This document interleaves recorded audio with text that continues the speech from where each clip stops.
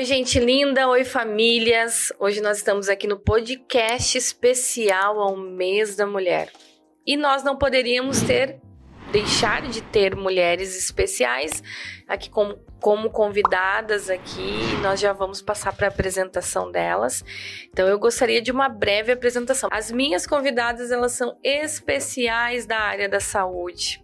São pessoas que eu conheço há algum tempo e eu considero como, além de profissionais, mulheres incríveis, porque a mulher ela tem um dom, né? Uma mulher curada é uma sociedade sarada e elas vêm com esse dom de cura, de encaminhamento, elas vêm iluminando a nossa cidade. Nós temos a Flávia, que ela é a nossa secretária da saúde da nossa cidade, e nós temos a carinhosa, que eu chamo, né, a Zenaia, que cuida do nosso CLISAM.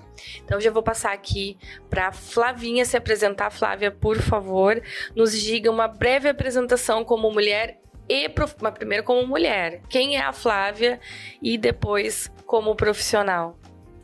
Bom dia a todos, né? É um prazer estar aqui, agradecer pelo convite, falar um pouquinho da mulher, né? Que é diferenciada, né? Acho que a mulher tem seu papel na sociedade. Então a Flávia é uma obstinada, uma apaixonada pelo que faz, uma guerreira, digamos assim, como todas as mulheres, né? Eu acho que toda mulher é uma guerreira, né? Dentro das suas atribuições. A Flávia é profissional, a Flávia é uma batalhadora, a Flávia é aquela que encara qualquer desafio. Essa é a Flávia. E já vou fazer a primeira pergunta, Flavinha, já sei que é apresentação, mas me conta, quanto tempo faz que tu é profissional da área da saúde? Bom, eu escolhi a área da saúde, apesar de não parecer, já estou na área da saúde há 22 anos, né? Então, eu sou técnica de enfermagem, né? Eu gosto de falar isso porque a gente vai só associando conhecimentos, então a gente não separa. Então, fiz primeiro técnico de enfermagem, depois fiz a minha graduação de enfermagem, na qual eu já tenho 15 anos, né, com uma formação de nível superior. Fiz especialização em saúde pública, né, e coletiva. Depois fiz urgência e emergência, docência, né, porque eu também sou professora, né. Tu dá aula, eu né? Dou aula, Tu tá apta a dar aula. Exatamente. Aí fiz docência a nível técnico e profissional. Fiz um mestrado e um MBA em saúde, né? Gestão e saúde. E também agora, atualmente, eu estou fazendo um sobre oncologia, né? Que eu acho que é um tema importante, cada vez com maior incidência, né, na nossa população. Então, eu acho importante estar alicerçada para poder trabalhar e falar um pouquinho sobre isso. Então aí, Sapucaia está sendo servida como uma secretária, com todos esses dotes, né? Já me surgiu muitas perguntas aqui, mas eu vou passar para nossa próxima convidada falar da nossa, como carinhosamente a gente chama, da Zenaia. Zenaia mulher hoje. Quem é a Zê? Bom dia. Tu pode se aproximar mais, Zê. O convite da Vir, de estar no meio dessas duas mulheres que eu adoro. A gente já convive há muitos anos, há muito tempo. Então, estou muito feliz de estar aqui em um mês tão importante, né? Que a gente fala das mulheres. Então, eu sou Zenaia, sou sapucaense, sou casada, tenho 2 filhos. Palestrante, Adoro estar em contato com pessoas, com as mulheres em especial. E é isso, me sinto mãezona de todo mundo, assim, acho que isso é muito meu, então não só como profissional, mas como mulher, então aquela coisa de acolher todo mundo, também como mulher e não só como profissional. Acolher pessoas, né, Zé? Mas me conta, e profissional, qual que é a tua formação? Por que tu escolheu a área da saúde? Eu não sou técnica de enfermagem, então eu escolhi ser enfermeira porque eu queria estar perto de pessoas. Eu tinha certeza que eu não queria nada com papel, com uma sala fechada, mas eu não tinha essa experiência da enfermagem. Então eu fui construindo isso na graduação e eu me apaixonei pela enfermagem. Eu sou formada há 16 anos, então essa proximidade que a gente tem com as pessoas, essa diferença que tu pode fazer na vida das pessoas, isso me encanta até hoje. Então há 5 anos eu estou na CLISAM, então essa parte de estar perto de mulheres é muito recompensador. A gente se coloca muito no lugar da outra mulher, aquela mulher que está doente, mas ela tem uma família. Então, também nessa parte de acolher. Então, essa diferença que a gente consegue fazer na vida das pessoas é muito bom. Vocês sabem que eu sou fã de vocês, né, gurias? A Flávia, acho que desde 2017, a gente a encontrou num posto de saúde, no posto que a gente mais necessita, que é o Colina Verde, que hoje poucos profissionais realmente param, né? Tem um rodízio muito grande. Mas agora eu vou começar a fazer algumas perguntas bem mais direcionadas, gurias, para que a gente consiga prestar conta para o nosso cidadão e principalmente para que as nossas mulheres da nossa cidade se sintam acolhidas, porque muitas das vezes é muito corrido o dia a dia e a gente, como família, inclusive, né, não se dá conta o quanto o município já avançou, né, nesses cuidados da saúde da mulher e o quanto necessita ainda de nós mesmas corrermos atrás, no sentido de buscar, de fazer o meu pré-câncer, né, que é algo que o CLISAN também dá os encaminhamentos. Então, especificamente para você, Flávia, nossa secretária da saúde hoje, tu tem mais ou menos uma base de dados para nos dizer de uma maneira geral em formas de atendimento, porque a Secretaria da Saúde, ela é o funil que cai todas as demandas da saúde, é isso, né? Homem, mulher, todos os postos, é isso? Exatamente isso, né? Na Secretaria de Saúde a gente absorve todas as unidades, né? Não só a atenção primária. Quantas unidades nós temos? Eu vou perguntando, tá, Flavinha? Quantas unidades nós temos hoje? Nós absorvemos, então, toda a demanda de saúde na Secretaria de Saúde, tá? Então, nós temos 23 estratégias de saúde da família, na qual nós temos um território adscrito, né? Que são os moradores daquele território que vão acessar essa unidade, e por isso um papel diferenciado de conhecer o usuário, né? De conhecer a família, de conhecer onde esse cidadão mora. Nós temos 5 UBSs, né, que são unidades básicas de saúde, que daí não tem um território tão adscrito, mas a gente direciona para aquela população que não faz parte do território adscrito, né, para poder ter o atendimento. Nós temos a nossa UPA, né, que também é gestão compartilhada com a Fundação. O CLISAN, que também é a Clínica da Mulher, que também faz gestão compartilhada com a Fundação e Secretaria de Saúde. E nós temos nosso serviço, então, de urgência e emergência, que é o nosso SAMU. Né? Então, nessas unidades todas, elas recebem mulheres. Né? Um diferencial desta gestão é um olhar voltado para a mulher, na qual nós inauguramos na fundação, junto ao hospital, ali a Sala Lilás, né, para a violência, que é algo que, infelizmente, ainda comete muitas mulheres. Né? Nós temos altos índices de feminicídios, e acho que é algo que nós temos que trabalhar de forma incansável, né? Levantar essa bandeira, né? Levantar que a mulher consiga falar, se defender e ter onde ser escutada, né? E que a gente tenha um olhar diferenciado para saber que aquela mulher está em perigo, né? Então, eu acho que isso também foi fundamental, né? Junto com a Coordenadoria da Mulher, que faz um excelente papel. E a gente trabalhou isso em todos os nossos setores. Então, todas as unidades estão aptas, né, a receberem mulheres, recebem mulheres e fazem esse acolhimento, né? Onde nós fazemos a consulta de puericultura, de pré-natal, o preventivo, né? E muitas delas são atendidas, sim, com orgulho por nossos enfermeiros. É isso que eu quero deixar registrado aqui, Flavinha, porque daqui a pouco muitas mulheres ainda chegam nos postos de saúde e querem encontrar direto o ginecologista. Então eu gostaria de deixar registrado aqui para as nossas mulheres o quanto o posto ele é capacitado para dar o primeiro atendimento, para que a gente quebre essas barreiras do conceito, né?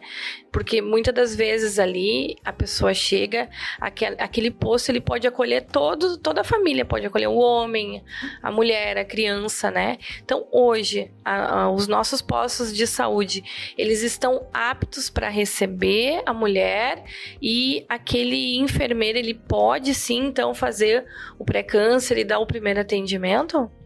Exatamente isso, né? Acho que isso é algo que a gente tem que trabalhar como educação continuada.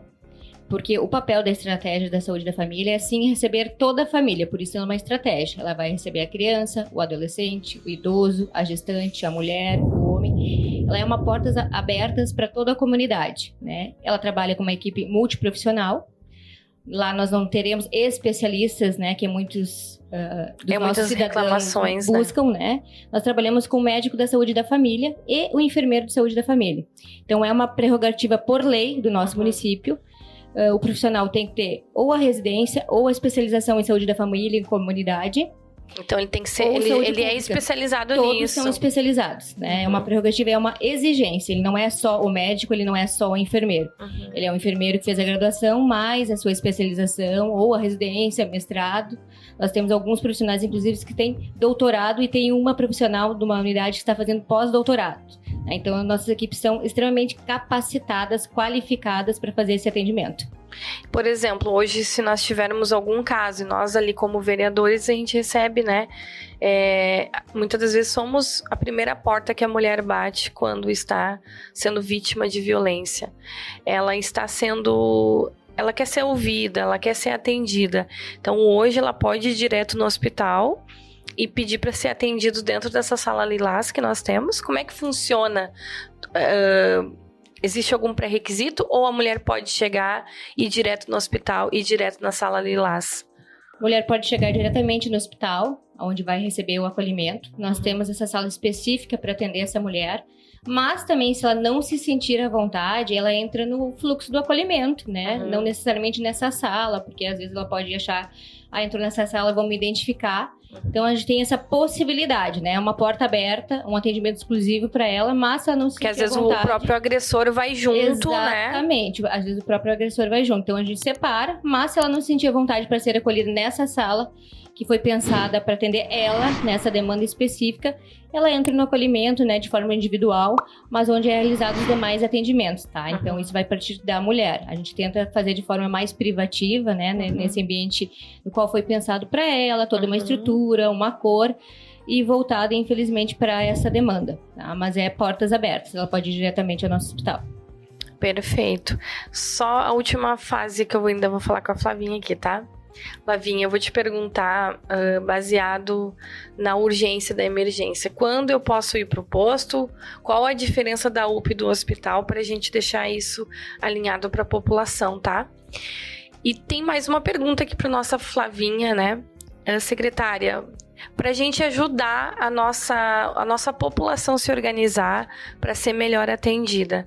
Qual que é a diferença? Quando que é para mim ir para um posto de saúde, aquele que atende a minha região, quando seria caso de UPA e quando seria caso de hospital? A estratégia de saúde da família, a atenção primária, tem uma visão diferente, um atendimento diferente, um acolhimento diferente. Ali, nós trabalhamos a prevenção e a promoção de saúde. Então, casos de urgência e emergência, o paciente deve se direcionar ou para o hospital ou para a UPA, né? Porque ali nós teremos outros tipos de medicações que não são disponíveis na atenção primária, né? Então, assim, um opioide, por exemplo, uma morfina, nós não teremos na unidade básica, né? Para um tratamento de uma analgesia mais forte. Uma fratura, então nós não teremos condições de atender na atenção primária, porque nós não temos raio-x. Então, é bom que esse paciente, que é algo emergente, que é urgente, vá tanto para a UPA quanto para o hospital. A suspeita de infarto, vai para o hospital. AVC, direcionar para o hospital, porque ali nós teremos tomógrafo, né? Nós somos referência em tratar em AVC no município, né? Então, nós temos toda a linha do AVC, inclusive uma unidade específica para isso. Então, para não se perder tempo, nos casos de suspeita de AVC, conhecido popularmente como derrame, encaminhar esse paciente para o hospital. Então, na atenção básica, nós vamos trabalhar algo a longo prazo. Aquele paciente que é hipertenso, que é diabético, que vai fazer seu pré-natal, que vai fazer a consulta de puericultura. Algo urgente, a gente vai acolher sim, porque a gente não pode deixar de acolher, né? Senão seria uma missão de socorro. Mas vai direcionar esse paciente, dependendo da demanda, ou para o hospital ou para a UPA. E última pergunta sobre esses dois. Qual a diferença da UPA para o hospital? Para a gente deixar bem claro aqui, de forma comunicativa, o que a UPA, o que a UPA não tem? Na UPA, por exemplo, nós não temos tomografia, né? Nós não temos os especialistas que nós temos dentro do hospital, por exemplo, o cirurgião, né? Então é uma diferença. O traumato também é outra diferença. Então nós temos outra gama de especialidades que a UPA não conta. A UPA vai fazer o atendimento pediátrico, né? E o atendimento clínico. Tá? Então, são essas duas possibilidades que nós temos dentro da UPA.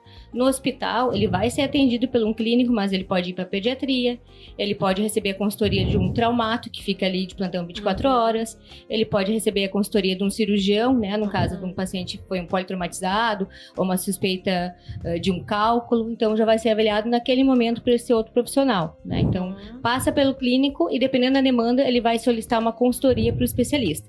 Se for algo urgente, que você ser avaliado naquele momento, esse médico já vai se direcionar, provavelmente ali a emergência, né, que nós encaminhamos o paciente para a linha vermelha ou para amarela, dependendo da gravidade, e ele vai ser avaliado ali rapidamente, já naquele instante. Ok, depois eu pergunto mais, porque vai surgindo dúvida, né? E agora a gente vai com a nossa querida Zê, a Zenaia. Como é que tá o nosso Clisan lá, Zê? O que tu é lá? Vamos contar pro povo primeiramente. O que a Zê faz dentro do nosso Clisan?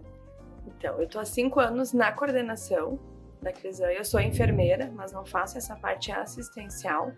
Então, a Clisan, como o nome já diz, né, ela é Clínica de Saúde da Mulher. Então, a nossa referência em Sapucaia para a saúde da mulher é na Clisan. Como a secretária falou, o primeiro atendimento ele vai ser na unidade de saúde. Então, o especialista que vai atender essa paciente na Clisan, ela vai atender alguém que já foi triado na unidade de saúde. Já houve um pré-atendimento. Exatamente, já foi triado. Quando a atenção básica não dá conta, o início começa ali. Os exames são pedidos e avaliados. É que nem o cardiologista. No posto de saúde. Ninguém vai para o cardiologista primeiro. A atenção básica consegue manejar grande parte dos atendimentos. Aquilo que não faz parte do atendimento da unidade de saúde vai vir para a Clisan. Então, aquela mamografia alterado, preventivo alterado, uma gestante que iniciou o pré-natal na unidade de saúde, mas é um pré-natal de alto risco. Então, tudo vai começar na unidade de saúde, vai ser encaminhada através da unidade de saúde para a Clisan. Então, a Clisan hoje ela é referência em toda essa parte de mama, de gineco, pré-natal de alto risco. Nós temos psicóloga na unidade para atender essas gestantes e pacientes da Clisan. Temos nutricionista, toda a parte de ecografia ginecológica e obstétrica também é realizada ali na Clisan. Então, isso consegue garantir o atendimento dessa paciente de uma forma na totalidade. Então, ela não precisa sair da Clisan para fazer outros atendimentos. Perfeito, é bem completo então, mas só pra gente registrar aqui pras nossas mulheres, né, de Sapucaia. Então eu não posso chegar e ir direto lá na clínica da mulher, no Clisan. Não. Eu preciso primeiro passar pela rede, pelo meu posto, no pré-atendimento ali. Se ocorrer algo que precisa de especialização ou de um acompanhamento de risco, aí o Clisan entra em ação, é isso? Isso aí, nós somos um serviço de atenção secundária. Então, quem é a atenção primária? São os postos de saúde, as unidades básicas, as estratégias. Então, esses profissionais que são capacitados é que vão fazer essa primeira avaliação, esse primeiro atendimento.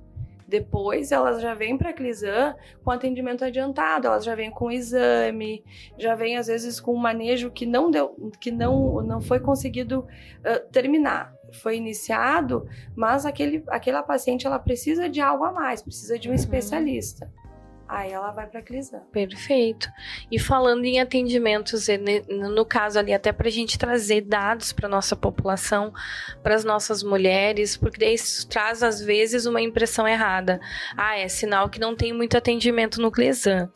Falando em números de atendimentos diários, mais ou menos tu tem para nos contar e deixar para nossas mulheradas aí saber como é que é? A Clisan ela tem um diferencial das unidades de saúde, que é a carga horária dos profissionais. Então, que nem agora, segunda-feira de manhã eu tenho 4 médicos. Tem dias que eu tenho 1, que eu tenho 2, que eu tenho eco. Então, a gente faz mensalmente 1.500 atendimentos. Entendi. Eu tenho só de gestante de alto risco, que são aquelas que elas têm um prognóstico não tão bom que nem aquela gestante que não tem nada, que não tem uma doença de base. São as nossas hipertensas, as nossas diabéticas, as nossas pacientes que têm uma idade avançada, ou são muito jovens, ou, né, têm mais de 35 anos. Então, só dessas gestantes hoje, eu tenho em torno de 200 consultas. Nossa. Eu tenho cadastrada hoje na Clisa 150 gestantes. Existe um acompanhamento com elas. Acompanhamento. Elas precisam de um olhar diferenciado. Entendi. O risco de elas terem uma complicação, ou a mãe ou o bebê, é aumentado em relação às que não têm nenhum problema. Então, Perfeito. Esse cuidado, os exames. Então, são pacientes que elas necessitam de um especialista. Então, se nós dividirmos 1.500 por 5, gurias, me ajudem na matemática aqui. Quantos atendimentos diários? Olha aí, Léo, para nós. 20 dias, que são os dias... 20 dias, dividir 1.500 por 20. Imagina, se a gente for parar para avaliar, nós temos em torno, né, de 75 atendimentos diários no nosso Clisan. E ali de mais diversificado possível, né? Às vezes é aquela grávida, mas também é qualquer outra circunstância da saúde da mulher é tratada ali dentro, né? Quando se tem a questão da gravidade também. Então tá, gente, vamos pro nosso segundo bloco aqui. Eu sou muito curiosa, né, gurias? E a curiosidade no sentido, assim, para poder deixar a nossa população cada vez menos crítica, né? E sim mais empática, ser mais empático com a nossa rede. Então aqui eu vou perguntar agora para Zê eu vou perguntar para a nossa secretária aqui, quais são os principais problemas de saúde que assolam as mulheres nos dias atuais, porque daí depois eu complemento contigo, tá, Zê? Então, mais uma pergunta aqui que surgiu dos bastidores aqui, né? Quais são os principais problemas de saúde que assolam as nossas mulheres nos dias atuais, nossa secretária? Porque ali cai de tudo, né? Ali é o funil, a secretaria é o funil. Quais são, assim, o pré-diagnóstico que você pode dizer de experiência ali que assolam as mulheres? Uma das nossas maiores demandas são pelos exames, né? Eu acho que voltados para a saúde da mulher. Outra dificuldade que elas têm é de trabalhar a questão da menopausa. Elas têm muitas dúvidas, né, em relação à menopausa, ao climatério, quando realmente estão chegando nessa etapa da vida, né? Algo que traz muitas dúvidas, né, para as nossas mulheres. E a questão até mesmo do planejamento familiar, né? A gente fala em planejamento familiar em pleno 2023, a gente vê quanto elas têm dúvidas ainda para organizar a sua vida dentro de casa, dentro com o seu companheiro, de quantos filhos ter, que hora que parar, que hora que eu tenho que começar. Às vezes até de descobrir uma gestação tardiamente, né? Às vezes elas chegam na unidade de saúde e já estão com 3 meses de gestação, 4 meses de gestação, uma gestação já avançada, que demora a se dar conta que realmente que está gestante, que algo está acontecendo. Então essa é uma das nossas dificuldades, até mesmo de se conhecer, de se perceber, de conhecer o seu corpo. Tu acha que mudou um pouco mais a cultura com relação de nós mulheres irmos procurar muito mais o preventivo do que o corretivo na saúde, ou ainda estamos no corretivo? De uma maneira geral, não só o câncer, né? De uma maneira geral, ainda estamos trabalhando, infelizmente, com corretivo, né? Eu acho que cada vez mais a gente tem que dar subsídios para a atenção primária, né? Porque ali nós resolvemos 80%, quando a doença já aconteceu. 80% dos problemas da população, né? Então, sanar ali antes que ela aconteça, né? Trabalhar na prevenção, trabalhar na promoção de saúde, na educação continuada, de trabalhar toda a família, né? Porque muitas vezes essa mulher, ela vai entrar na unidade de saúde com aquele fato já consumado, né? Com a doença já instalada, né, num processo de ansiedade. E às vezes ela cuida de toda a família e esquece dela. Exatamente, bem isso, né? Então, assim, ela tem as suas atribuições do lar, né, de cuidar dos filhos, de levar para a escola, de fazer a comida, né, de lavar a louça, e muitas vezes ainda trabalha fora. Então, o cuidado dela com ela fica em segundo plano, né? Muitas vezes até em terceiro plano. Isso, muitas vezes só vai bater na porta da nossa unidade quando realmente está com dor, né? E aí sim vai se fazer a avaliação e vai ver que em alguns casos a doença já está instalada. Perfeito, nossa secretária. E o nosso Clisan, como cuida a parte de riscos, né? Como que tá a questão da idade da nossa juventude de meninas com relação à gravidez? Como é que tá? Me conta esses dados aí pra gente ajudar as nossas famílias, as nossas mães a dar um direcionamento melhor para as nossas adolescentes, né?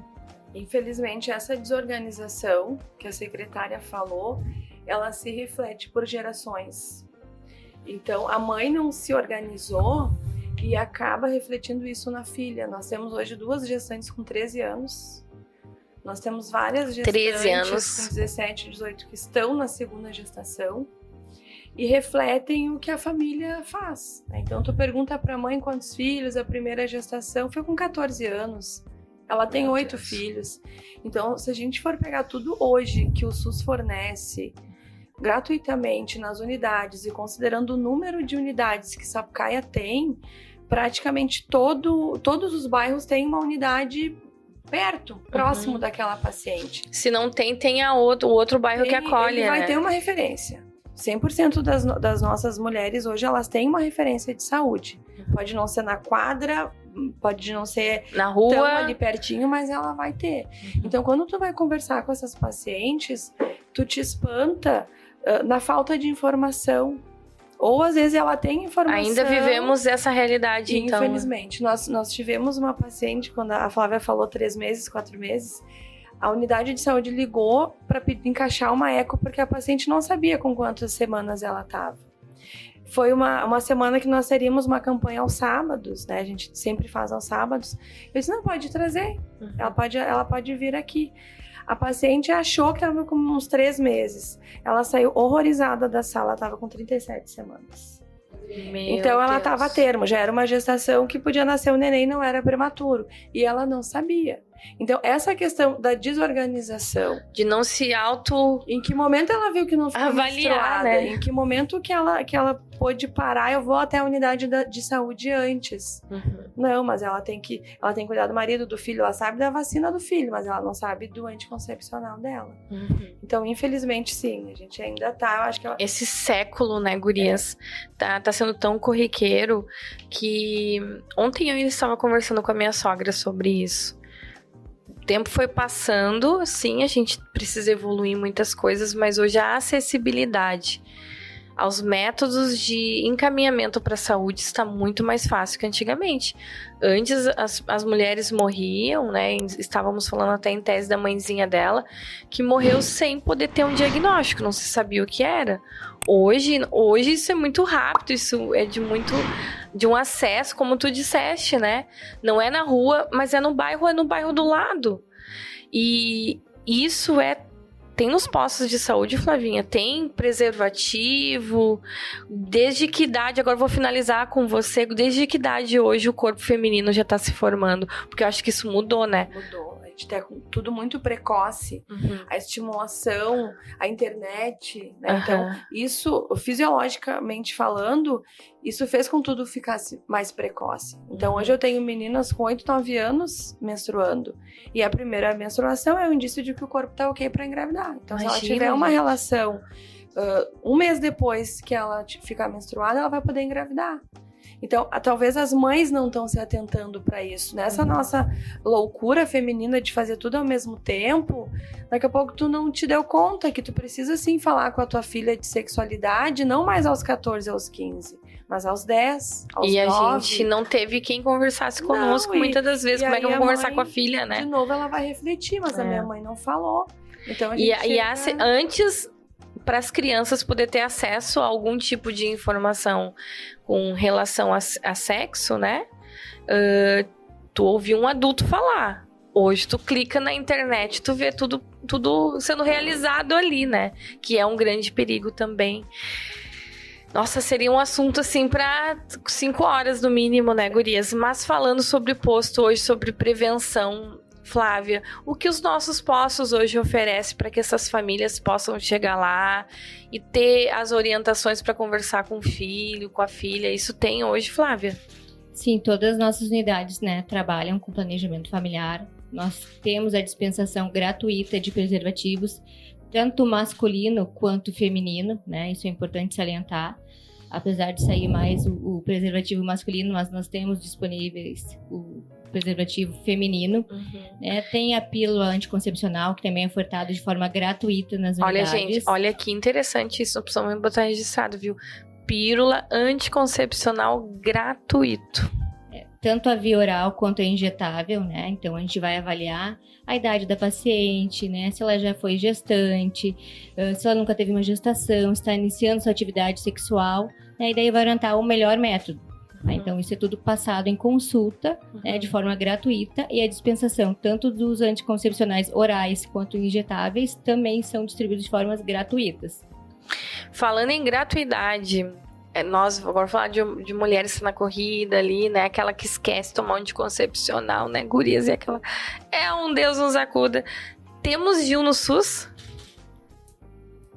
Temos sim, eles são colocados via a Clínica da Mulher, né? São encaminhados, então, depois de passar no primeiro atendimento na atenção primária, né? Então, a porta de entrada do atendimento é na atenção primária, então, volto a fortalecer essa fala, né, e orientar os pacientes que tudo começa na atenção primária, né, tudo começa no seu posto de bairro, né, na sua estratégia de saúde da família, na sua UBS, vai ser direcionado para a nossa clínica da saúde da mulher, né, com os exames já realizados, com o seu preventivo em dia, né, porque a gente precisa do preventivo para instalação, para colocação do DIU, e nós também temos a disponibilidade dessa implantação no momento do parto, lá no nosso hospital. Então, são duas frentes, né, que são realizadas a colocação e instalação do DIU. E uma pergunta aqui para nossa Zenaia, já que temos também aquela parcela de mulheres, às vezes eu fico chateada, porque às vezes é só nós que temos que organizar isso, né? Botar DIU, ou se preocupar com isso, com aquilo. Mas a pergunta que não quer calar, os homens podem fazer vasectomia? Tem isso pelo SUS, né? Como é que funciona? E é atendido pela qual clínica, né? Tem clínica da mulher. Sim. E o homem pode ser atendido lá? Na verdade, é dentro da clínica de saúde da mulher. Óbvio, homens... Como abrange toda essa parte de planejamento familiar, então os nossos cirurgiões que operam laqueadura estão dentro lá da clínica. E ele é urologista, então ele também aborda outras situações da saúde da mulher. A questão da incontinência urinária, então ele também faz a vasectomia. De novo, porta de entrada, posto de saúde, já inicia tudo. Todos os exames pré-operatórios são solicitados na rede. O documento que precisa, né, que a gente está respaldado pela Lei do Planejamento Familiar, que é federal, inclusive mudou. Então, pacientes com mais de 21 anos, não mais 25, já podem fazer vasectomia. Podem procurar o posto de saúde, vai vir encaminhado para o URO. A gente não tem uma fila de espera gigante, a gente está hoje esperando apenas os 60 dias, que são os 60 dias preconizados pelo Ministério da Saúde. É um procedimento ambulatorial, está super tranquilo, então a gente sempre orienta, reforça a importância que seja feito pelo homem, que é muito mais tranquilo do que pela mulher. Exatamente, por isso, né, casais aí. Pessoal, por que a gente chegou nesse assunto? Eu penso até que não é por mera coincidência. Hoje, a falta de planejamento familiar desestrutura toda uma cidade. Porque a crescente desordenada, eu já cheguei em casos de 1 ano estar ali atendendo aquela família, encaminhando porque falta alimentação, aquelas crianças não estão sendo... aquela família não consegue encaminhar para a rede, no sentido de escola, de creche. E daí resolvemos aquela questão, conseguimos dar um encaminhamento, porque às vezes as pessoas não sabem nem como ir no CRAS, né? E o vereador, ele traz essa questão de a gente poder trazer, se comunicar com o cidadão e fazer os encaminhamentos, ajudar ele, né? E aí, num ano, eu chego no outro, tá um bebezinho de novo no colo, e mas, meu Deus do céu, é sobrinho de alguém? Não, é um filho que tá, né, aquele já nasceu e já tá com outro nos braços. Então, eu creio que essa comunicação é de extrema necessidade, gurias. E eu falo muito mais hoje olhando para as mulheres, porque é nós que temos esse senso de planejamento familiar, né? E a gente precisa ensinar as nossas próximas gerações.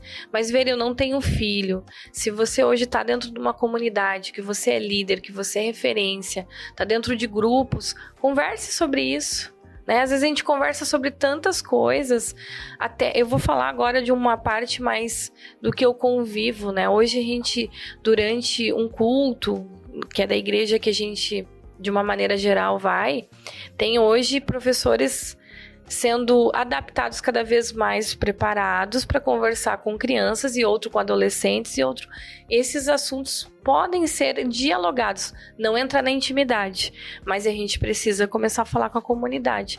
Então, se você hoje é uma ferramenta dentro do teu círculo de amizade, de família, de comunidade, nos ajude aqui, porque senão esses dados não vão parar. Eu vou finalizar agora perguntando dados, Flavinha.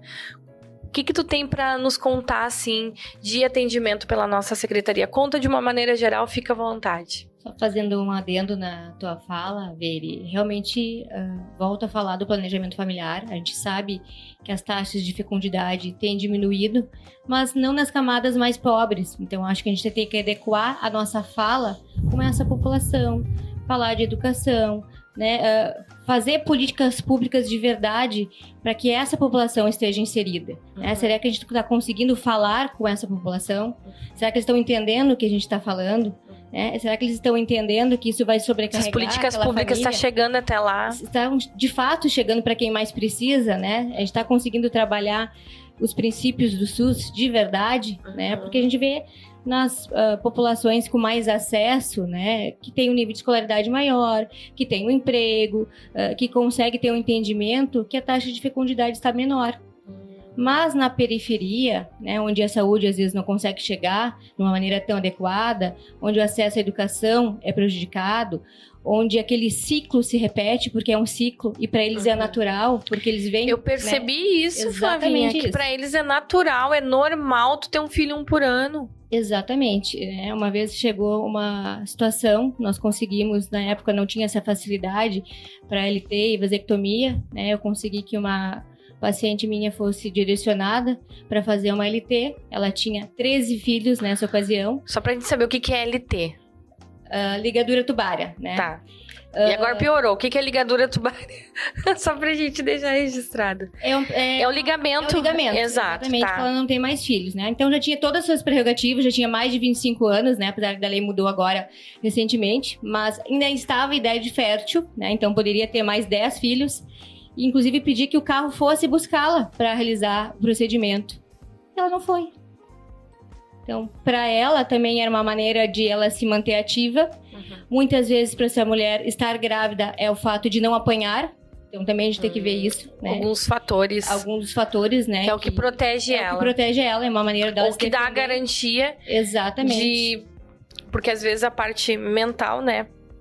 Tá tão vinculado à dependência do homem ali, que ela tendo um filho, tendo outro, aquilo ali vai dar garantia de ser sustentada também, né? Aquela prisão mental, né, gurias? Então, é nesse sentido, né? Eu acho que os profissionais têm um papel fundamental, né? Os profissionais da saúde, os profissionais da educação, os líderes da comunidade, porque muitas vezes você fala e eles não entendem.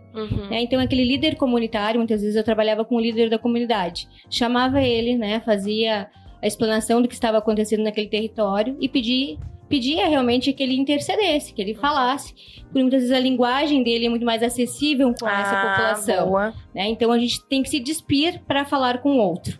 Né? De preconceitos, né? Ser acessível, realmente botar o pé no chão, é o que eu falo, vamos botar o pé no barro, porque daí o outro vai se sentir à vontade para falar com a gente. Então, eu acho que é esse o papel do profissional, né? Então, ser empático, ser acolhedor, fazer com que o outro tenha confiança na gente, né? Porque muitas vezes esse contato, essa confiança vai estabelecer no atendimento, naquele vínculo, e por isso o diferencial da estratégia de saúde da família, porque eu conheço aquele usuário, eu conheço aquele paciente, eu conheço aquela gestante, aquela mulher que está passando por aquele problema.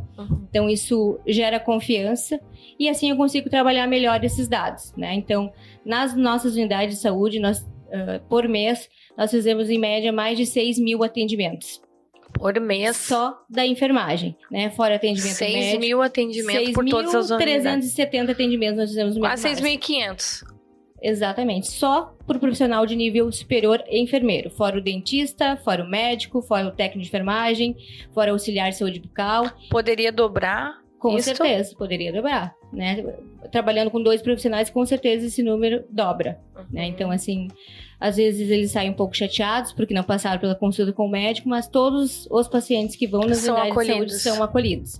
até porque a demanda deste profissional ela é muito intensa. Então, nós não conseguimos, então, passar todos os pacientes para o médico. Então, por isso ele passa pelo acolhimento, ele vê se é uma queixa mais urgente, se é falta de medicação, que ele pode deixar para renovar na unidade com antecedência. Então, a gente trabalha essa programação também, mas a gente sabe que eles têm dificuldade de entendimento, né? E muitas vezes vão bater na nossa porta quando a medicação já acabou. Vai acabar amanhã?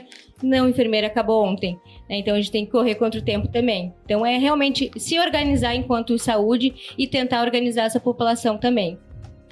Flavinha, tu já quer... Eu vou passar a última pergunta, então, pra Zê, pra ela também falar sobre, dar um recado geral do CLISAM, e depois cada uma já vai se despedir, deixando um recadinho aí pras nossas mulheres, tá? Zê, me conta, em termos de atendimento, dá algum tipo de recado geral do nosso CLISAM, se quiser trazer dados também, alguns outros que a gente já falou, fique à vontade, a casa é nossa. Então, dentro desses 1.500 atendimentos que a CLISAM faz, né, a gente tem 150 gestantes cadastradas de alto risco, mas algo que chamou muito a atenção quando eu estava pegando os dados para essa nossa conversa foi a relação de câncer de colo do útero. Né? Então, trazendo essa alusão ao mês de março, a gente teve o ano passado 21 biópsias. Bastante, 83, 2022. Nossa! 3 casos de câncer.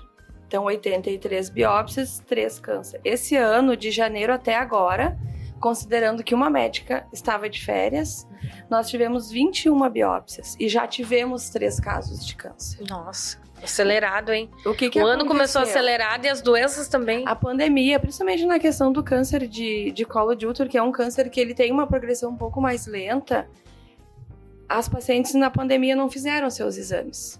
Então, aquele início... Ficaram 2 anos sem fazer exames. Sem fazer exames. E quando elas estão vindo agora, eu já não pego aquela paciente com NIC3, com HPV, que eu consigo frear o câncer.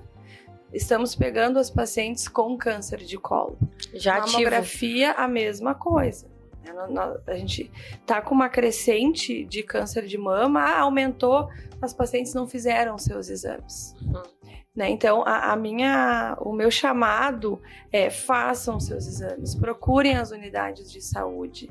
O câncer, na maioria das vezes, ele é silencioso. Quando ele vai te dar um sintoma, ele já vai estar em estágio. Já está na estágio de agressivo. A gente não consegue, o tratamento é muito pior, ele é invasivo, o risco de cura é muito baixo. Então, certamente, esse ano a gente vai ter inúmeros cânceres de colo em função disso, né? Então procurem, não esperem. As mulheres precisam se organizar. Eu sei que eu sou mãe, a gente trabalha fora, a gente acaba deixando tudo pro final do mês, pro final do ano, e aí tu pergunta pra paciente: quando foi teu último preventivo? Quando ela faz a cara de que não lembra, tu pode contar 4 ou 5 anos. E também isso traz uma organização na nossa saúde, porque geralmente quando a mulher vai, ela já vai com a urgência. Faz 5 anos que eu não faço. Se ela vai no preventivo, ela não se importa que vai esperar até 1 mês, 2, Sim. Porque tá tudo certo, tá no preventivo, né? Mas vou deixar o recado final. Era isso, Zé? Tu quer dar mais algum recado do nosso CLISAM? É isso, não, é isso. E infelizmente a CLISAM, ela acaba sendo uma referência para as coisas já adiantadas. Então, eu queria que eu não tivesse nenhum caso de câncer. E como é que a gente faz isso? Entrando lá pela unidade de saúde. Então, a unidade de saúde está lá, existe uma agenda, às vezes não é, eu quero hoje coletar, não é assim. Né? As coisas são organizadas, mas que a gente consiga diminuir, porque a gente sofre junto com a paciente. Quando tu pega a biópsia e tu tem que ligar para a paciente, naquele momento tu te coloca no lugar dela. Ela é uma mãe, ela é uma filha, ela é uma esposa, ela é alguém que tu conhece, ela já esteve ali para coletar. Sim, tu vive aquela realidade junto com as mulheres, né? Então façam os seus exames, procurem as unidades de saúde. Tá aí um bom recado. Flavinha, vamos se despedir, deixa um recado para nossa mulherada aí. Bom, quero agradecer mais uma vez a oportunidade, né? É sempre bom falar de saúde, né? Falar das nossas portas de entrada, falar do nosso trabalho, falar do trabalho dos profissionais de saúde, né? Primeiramente, eu gostaria de também agradecê-los, né? Que sem os profissionais a gente não faz nada, né? A gente trabalha como equipe multiprofissional, né? Então, salientar que esse atendimento é feito na atenção primária, secundária, quanto especializada. Também agradecer a nossa atenção especializada, secundária, ali como a Clínica da Mulher, que faz um excelente papel, que a gente tem um vínculo muito bom com a atenção primária, e nossas portas de entrada de emergência também, porque muitas vezes essas pacientes, essas mulheres, nossos munícipes, não dão entrada na atenção primária, vão parar direto na atenção terciária. Então, também agradecer esses profissionais que estão em linha de frente. Acho que quando a gente está na saúde, quando a gente está na gestão, principalmente, a gente tem que ter um olhar diferenciado, né? Eu acredito que Deus capacita as pessoas, né? Então, se eu estou onde eu estou, porque eu tenho um papel a executar, né? Então, assim, eu acredito nisso. Eu amo o que eu faço. Hoje eu não estou na assistência, mas eu tenho ainda muito mais responsabilidade por todos aqueles que não têm olhos, né? Que não têm voz. Então, eu vou ser essa voz para buscar melhores condições de trabalho, para melhorar a nossa atenção primária, para melhorar as condições realmente de saúde, né? De buscar melhorias realmente para o pessoal trabalhar, para atender. Eu acho que esse é o meu papel, né? Então, eu acho que é um grande desafio. Eu tenho plena certeza que eu fui escolhida por algo maior, né? Então, eu tenho orgulho de estar onde estou. E tenho orgulho de dizer conquista, né? Uma conquista, né? Um reconhecimento do trabalho, né? Da nossa trajetória, da representatividade da mulher, né? Então, assim, de ocupar todos os espaços. Eu acho que a gente tem e pode ocupar todos os espaços, né? Então, quando eu entrei no Exército, né? Eu tinha um sonho de entrar no Exército, tinha aquela resistência. Mulher e ainda obesa, o que vai fazer no Exército, né? Mulher e gordinha. Tu era obesa, Flavinha? Bem obesa, né? Então, também foi um desafio, né? Um desafio próprio, né? Dizer que eu sou capaz, que eu consegui e que também desempenho um excelente papel, porque eu me propus a isso. Eu acho que a gente consegue fazer o que a gente quer se a gente se propõe, né? Com um objetivo no outro. Eu estou ali para atender o outro, para servir o outro. Nem sempre a gente consegue tudo que a gente quer, assim, para atender a demanda da população, mas com certeza eu não vou medir esforço para que isso aconteça. Então, a gente faz tratativas com o Estado, a gente conversa com o prefeito, né, a gente articula com vereadores, né, para trabalhar as emendas parlamentares, para ter recursos para atenção primária, para a saúde, para o município. Então, eu acho que esse é meu papel, né? Então, enquanto estiver ali, vocês podem ter certeza que o município vai ter o melhor da saúde para a saúde. E já parabenizo em nome de todos os meus colegas, eu quero agradecer o atendimento, né? A gente liga, pergunta e pronta a resposta. Zê, minha linda, dá um tchauzinho pra nossa galerinha ali, nossa família que tá ali olhando e as mulheres. Obrigada por tudo, né? A Veri sempre tentando fazer com que as pessoas ouçam, né, as informações. Acho que isso não adianta a Clisa estar com o serviço, as unidades estarem de porta aberta se as pessoas não sabem que têm direito a esse acesso a essa informação. Então, fico à disposição sempre, agradeço por tudo e qualquer coisa, Clisa também está à disposição. Pois é, mulheres incríveis que nos inspiram com suas histórias, com sua garra. E eu finalizo aqui nesse momento de bate-papo, te fazendo uma pergunta. Você já fez teu check-up, mulher? Há quanto tempo você não faz? Então, esta manhã a gente traz esse contexto, que as mulheres elas foram formadas, geradas para gerar vida, e não deixe a sua em segundo lugar, tá bom? É isso aí.